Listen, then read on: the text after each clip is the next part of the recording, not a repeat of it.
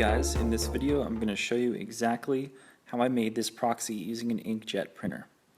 Before we begin, we're going to need a few materials: acetone, Krylong spray on varnish, FolkArt glass and tile medium, golden clear digital ground, double-sided tape, paintbrushes, a small mixing bowl, and gloss varnish.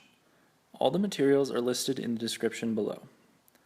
Once you have all that ready, let's get started. Start with a basic foil magic card. Take the acetone and rub the ink off the surface. Take care not to get acetone on the back of the card or you'll risk damaging it. Once you're done, your card should look like this. Next, grab your FolkArt glass and tile medium. Be sure to stir it up to make sure it's well mixed. Add a small drop to your bowl. Now grab your golden digital ground. This one we can shake. Add roughly the same amount to the bowl. Take your wide area brush and mix it up thoroughly. Now begin applying to the card. Once this is done, let it dry, and I'll see you in the next step. Now is the time to print out our carrier sheet. Go to your computer and hide the artwork so that just the border is showing, and print it out. By now, our card should be dry. As you can see, it is very opaque, but don't worry, this is what we want.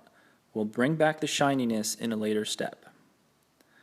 Take your card and tape it to the carrier sheet. I like to use as little tape as possible so that I can get it off more easily.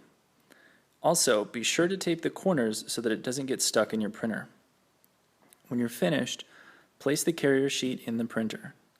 Now, go to your computer, unhide all the artwork, and hide the border. Go ahead and print the card. As soon as the card is printed, we want to put it in a warm, dry place so all that ink can dry before it bleeds. I use a small space heater, but your oven could work too. Ink will take longer to dry than you might imagine. 10 minutes might be enough if you live in a dry area, or 30 if you live in a humid area. Once your card is dry, it's time to apply a coat of matte finish. It's best to use 2 thin coats instead of 1 thick one. Now, the card is almost finished.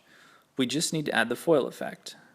To do this, we'll apply a thin coat of gloss varnish over the areas we want to shine. I recommend diluting the gloss with water. The key to making this effect look great is using multiple thin applications.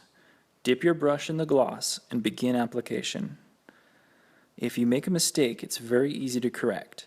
To correct a shiny area, simply paint over it with some FolkArt glass and tile medium. And that's it. I chose to make the background part of my card foil, but you can get creative with your cards and do them any way you like. One final note. I'd like to encourage you to experiment with different materials, but if you're just starting out, I don't know of any substitute for the golden clear digital ground or the FolkArt glass and tile medium, and I've tried many different products. If you try this process without either of those, your print probably will not work. Also, this is only for inkjets. It will not work for laser jets. If you want more information on making non-foil proxies or altered art magic cards, please check out my blog in the description below.